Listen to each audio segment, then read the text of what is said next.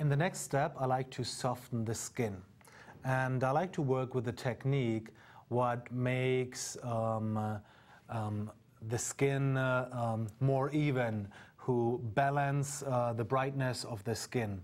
And this technique works with the high-pass filter and the Gaussian blur. So let me show you that technique. It's a little bit difficult, this technique, but you can create an action about the next steps. So next time you just have to press the play button and then you have your good result. So what I do first is I merge all these layers together by pressing Shift-Alt-Command-E, and I call that soften. That's what I like to do. I like to soften the skin. The next part is I like to invert the layer here. You can do that by pressing Command I or go into the menu, Image, Adjustments, Invert. Okay, that looks very different, very special, but if the picture looks like that, you are on the right way. The next part is I like to convert this layer into a smart object.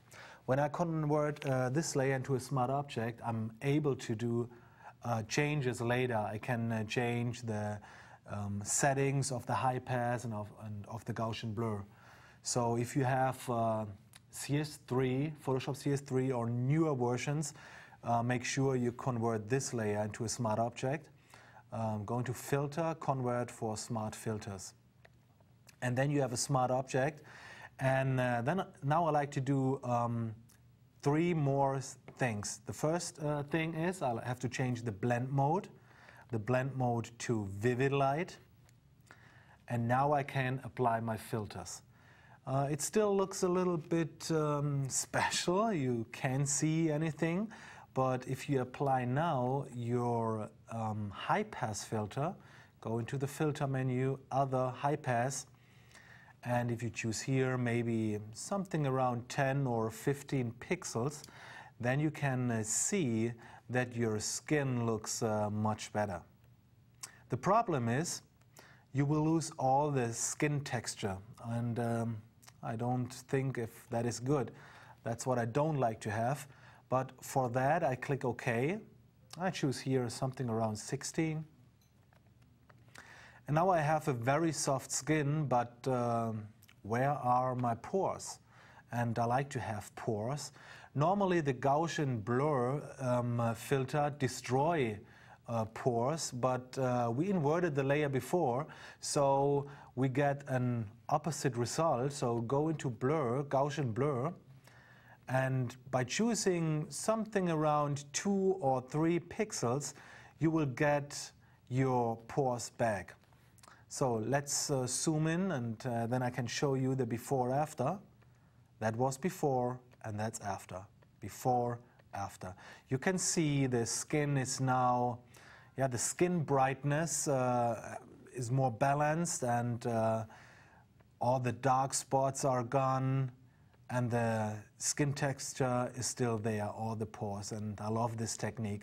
If that is not enough for you, you can change the blend mode from vivid light to linear light, and then you have a much better result. But most of the time I work with vivid light. But if you take a look at the picture, I think we do not need this effect on the eyes, on the lips, and that's why I like to work with a mask. So what I do now is I create a black mask by pressing the Alt key and clicking on the mask icon right here, and then this layer is gone away, is hidden, and now I can paint back the effect, the skin softening effect, with the white foreground color with my brush, and I start painting with something around 35%, and now I paint back to soften the skin here.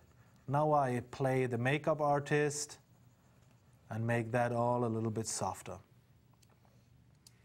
So right here just a little bit.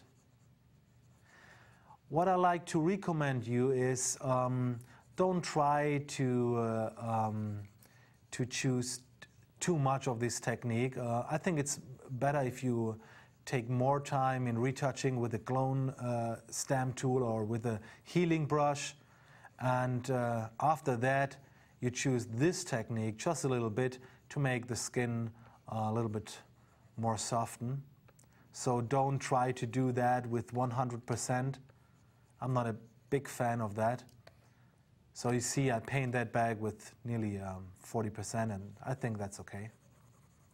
So let's take a look at the before after, and you can see it's not so much. Before, after, before, after. Let me zoom in again. Before, after, you can see all the dark spots are gone, and yeah, it looks great, and I'm happy with that.